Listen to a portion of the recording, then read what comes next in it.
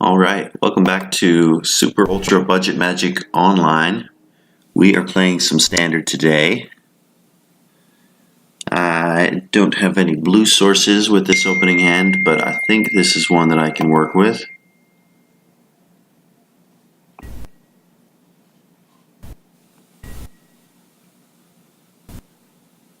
And I'm up first.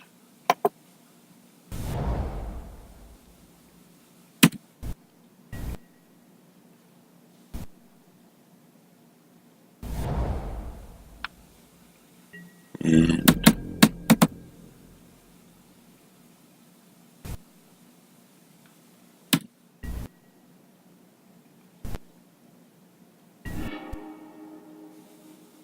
alright, it's nice to see even without a source, I at least have another card that I can play. In my experience so far, I just started playing this deck last night. I have seen what looks like a possible glitch with the Explore mechanic. I'm wondering if they have fixed it at some point today. When I get something on top, I end up saying to leave it on top, or at least I have in the past, and I don't end up drawing it the next turn. This time I'm actually going to try putting it into the graveyard, something I don't think that I've tried previously, and we'll see if it works. That appears to work properly. That ends up putting a 2/3 on the battlefield for me, which is good.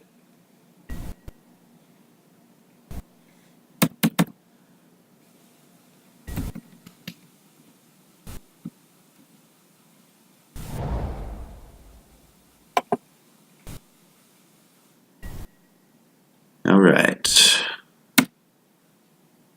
That's red, that's green. I assume this is going to be some sort of tamer energy. And I can probably work with that. Evolving Wilds is nice to see.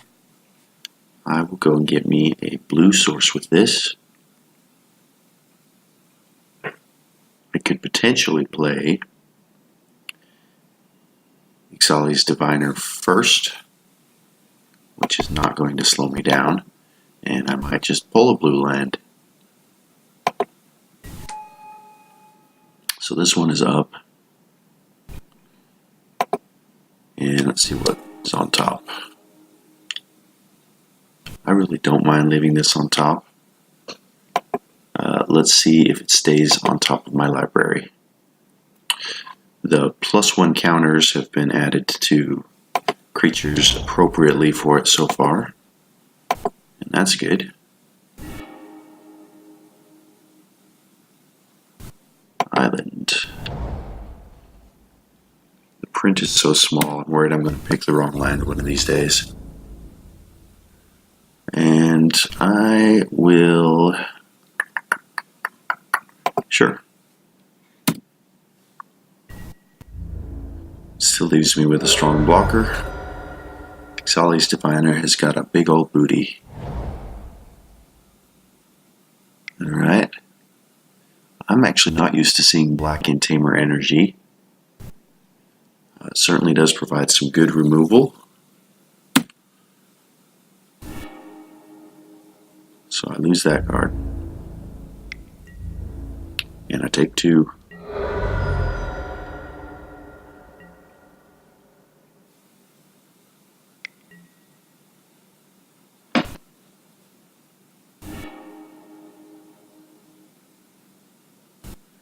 The idea behind the deck that I'm playing now is to get out some Panharmonicons and Winding Constrictors so that I can really maximize the value from the Explore mechanic.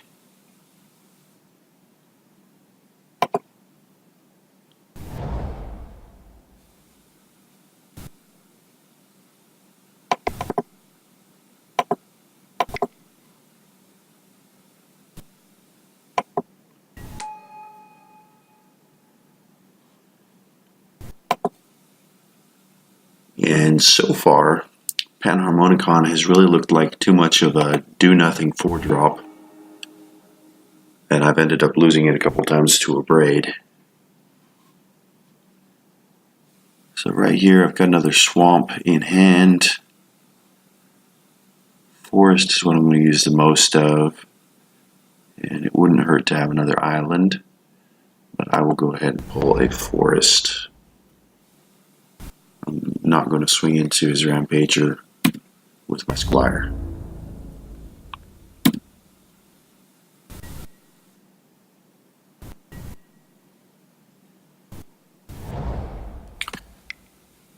Let's see, it's when...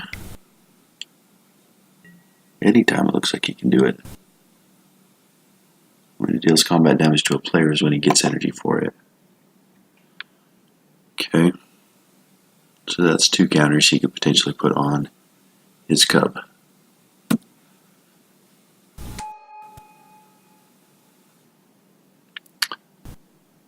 But that's not big enough to kill both of my creatures. I think the thing to do here is to go ahead and double block the long tusk cub, because that is just going to get bigger. And I'll take 3 from the rampager.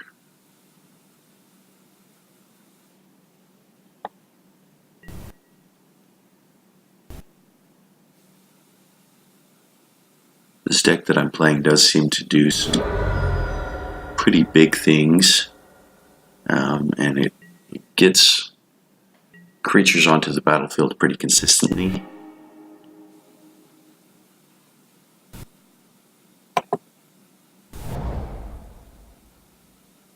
Six.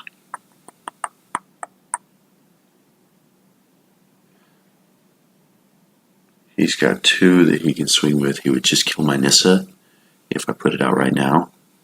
So I'm going to play Ixalan's Diviner.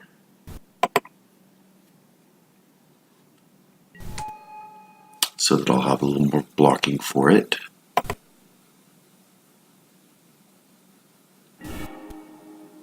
And it's a free draw, which is not bad. Although, that does leave Ixalan's Diviner vulnerable to just getting run over by either one of his creatures.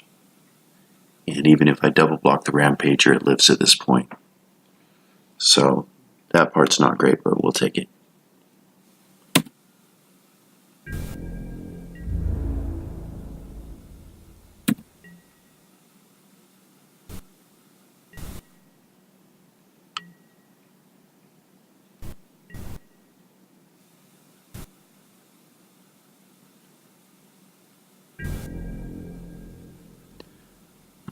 Alright, he's moving to combat. Let's see what tricks he's got. He's just going to swing. So, I will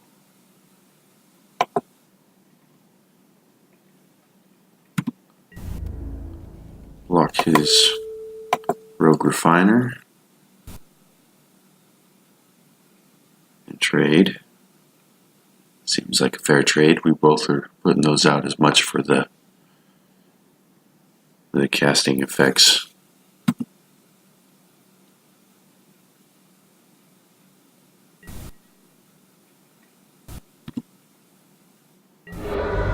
He's also good with trading,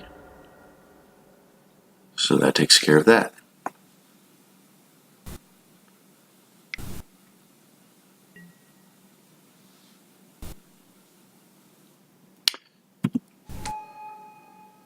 He is staying right ahead of me on the board. Rogue Refiner would actually fit well in my deck. Straight up card draw, decent sized body. It's nearly as good as what I'm working with here in terms of my enters the battlefield effects. I've got 2 of these now. I'm going to go ahead and just pay for it.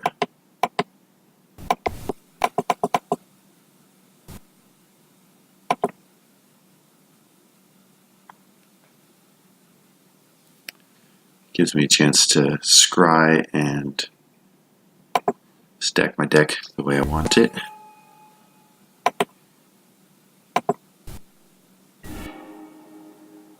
Winding Constrictor and a Panharmonicon. This I would like on top, and this I would like on bottom for now. Really, a land would have probably been better. I could have put them both on bottom, but we'll see what he does here. Because if he doesn't swing at Nissa, I can swing at him for 10 in the air, which would be nice.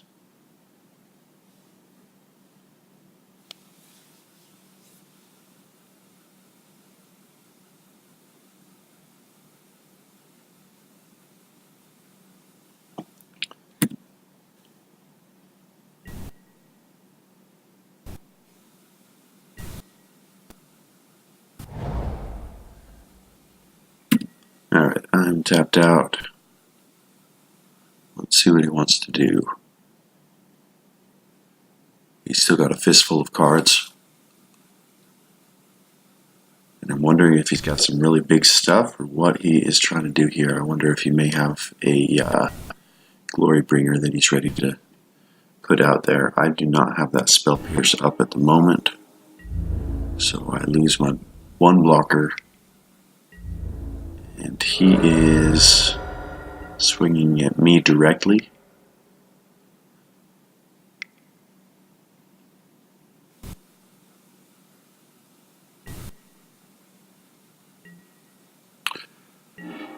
Search for Azcanta.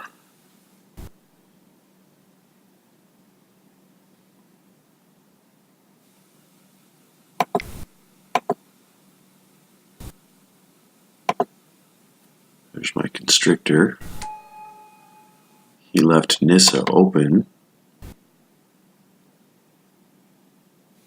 so she can swing in. I might as well use the lands that are already tapped because it untaps them.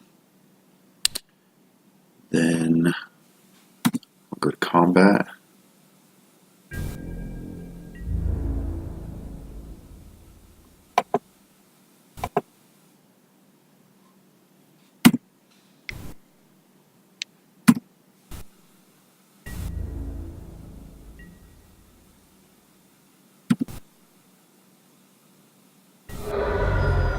He's just going to take it.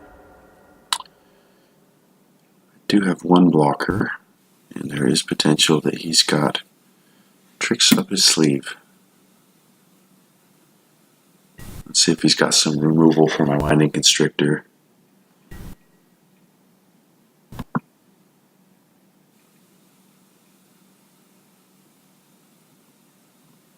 He's got 5 in his graveyard right now. If I can pull a land, then I can swing right in with Nissa on my next turn, which would be pretty great.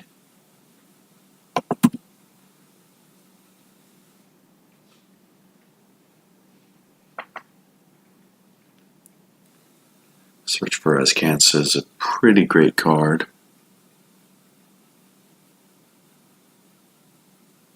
Most of those enchantments that flip into lands look very powerful. I'm not yet sure about the Arguel's Bloodfast or Bloodfeast or whatever it's called. And I'm not really sure about the Growing Rights of Itlamok. If you can flip it into Gaia's Cradle, good for you, but the cost to put it on the battlefield looks a little bit high for the initial effect. Where Search for Azcanta does something pretty quicker. Legion's Landing is great value. 1/1 for 1 with lifelink.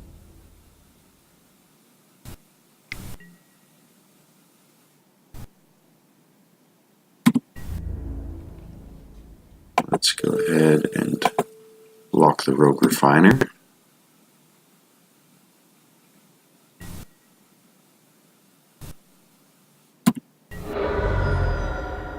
That takes me to 3. He may have something that he can deal direct damage to me with.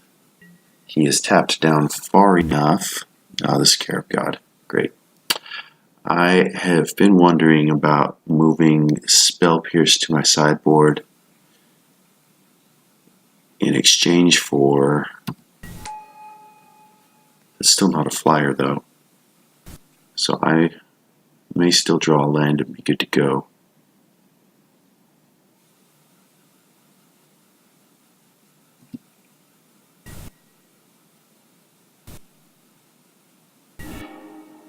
Not a land.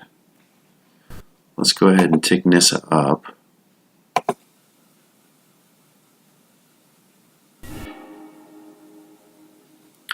This one on the bottom.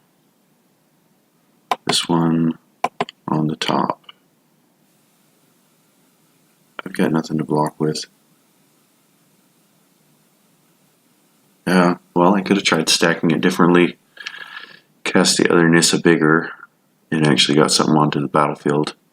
But he's got 2 that he's got me for this game. So we will go on to game 2. Because all he has to do is swing. We'll go to game 2. I've only played a few matches with this deck so far. And I've seen a lot of the Scarab God recently.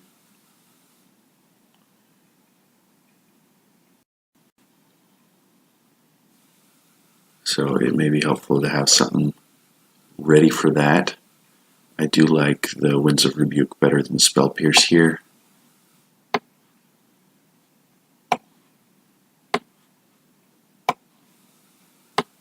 Some exile effects would be fantastic. Really something that could clear the graveyards would be helpful here also. And I don't need as many Siren Lookouts because if I'm putting flyers into my graveyard, that's flyers that he can put up as blockers for for himself when I end up getting Nissa out. So we'll go with this for now. And see how we do.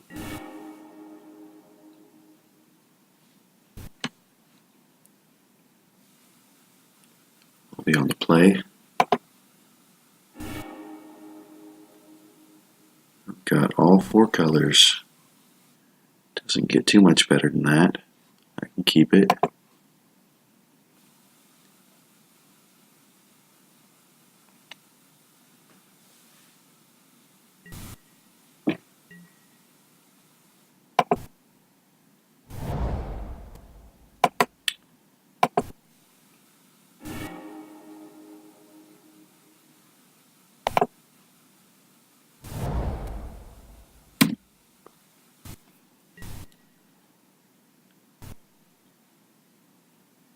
Got a little more green than everything else, and green gives me some of the best color fixing as well.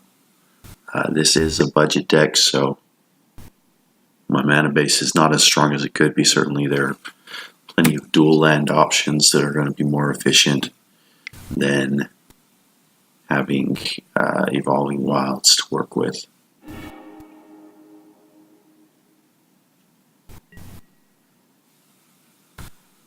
I'll go ahead and cast my Squire.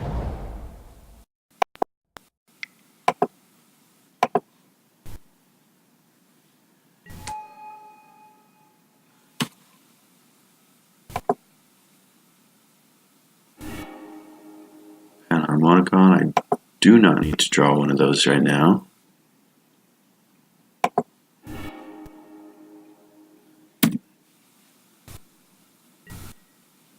Because I've already got one.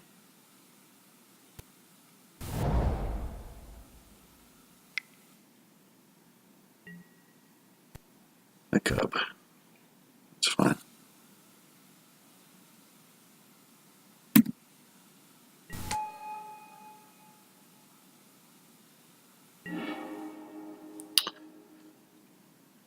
More land is usually not a bad thing here.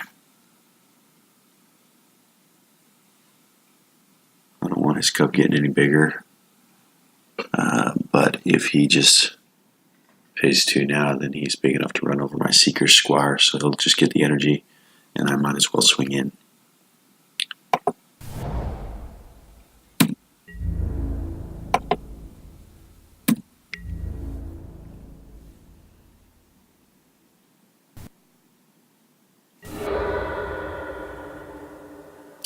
Wasn't expecting that. That's great.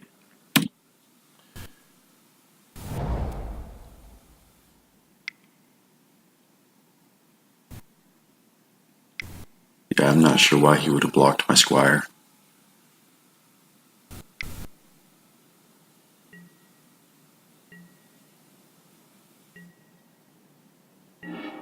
Guess he wanted his energy for the Rampager instead.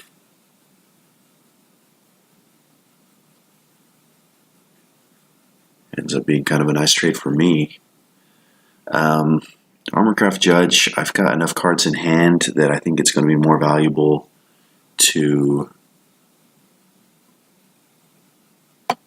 go ahead and ramp out an extra land with my Wild Wanderer at the moment. And then I should be able to play 2 cards on my next turn, which would be nice.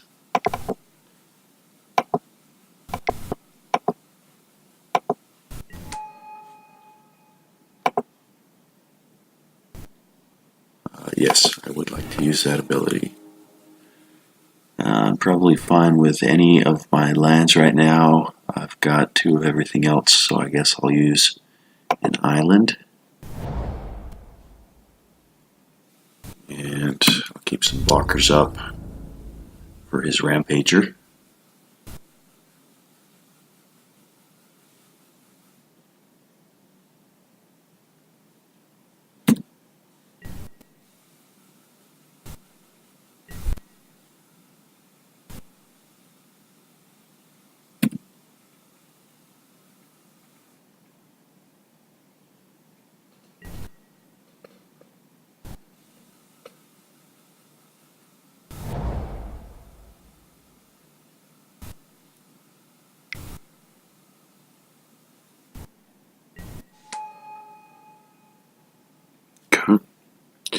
Gives him some nice filter.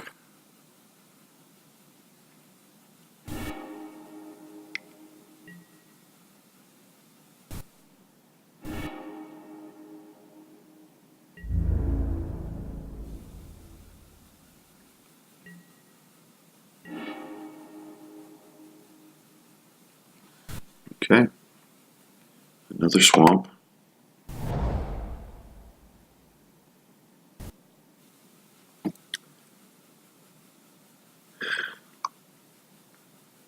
He didn't even swing at me. I may be able to put out my Panharmonicon, which would be cool. Because then, when I put out my Armorcraft Judge the following turn, I get to draw an extra card. So we'll try it.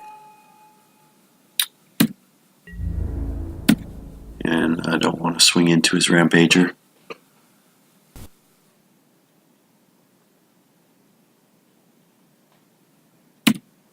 He does have the Long-Tusked Cub in his graveyard, and I'm not sure what that 5th card is right now. He's got a Kenra in there too. So if he can put out a Scarab God, he can start putting out some bigger stuff, but still, I don't see any flyers for him. Alright, well, I hate to see that go, but I don't have a counter for it.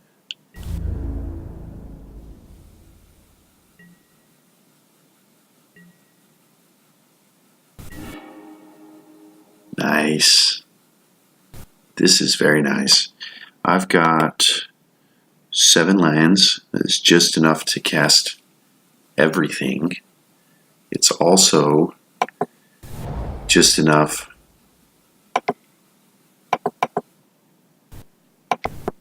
to draw a whole fistful of cards. This is nice. So let's put a counter on this one. And we'll put a counter on this one. Good. And with this one, I'll put a counter here. And I'm not ready to start swinging yet, so I'll put an extra one on Rishkar himself. Just think if he hadn't managed to hit my whining Constrictor, that would have been really nice to just double all of it. But as being, I've got 3 creatures with +1 counters, and now I've got my armorcraft judge, which comes down beautifully.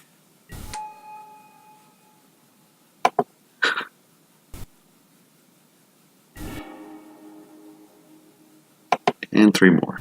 I've already played land for turn, and apparently I just drew all the rest of the lands in my deck, but it's okay.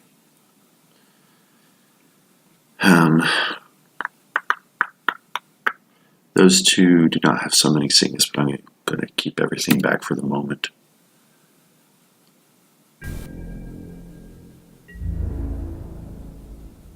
Choose attackers. None for now.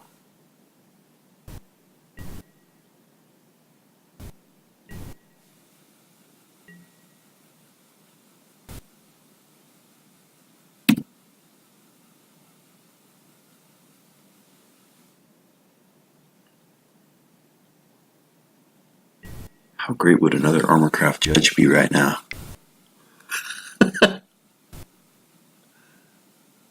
Or certainly Nissa. I could just ultimate Nissa right off the bat. Alright, game 3. I wondered if he might scoop after seeing those last 2. Oh, he conceded the match. Where did he go? Yeah, this whole match. Thanks for watching.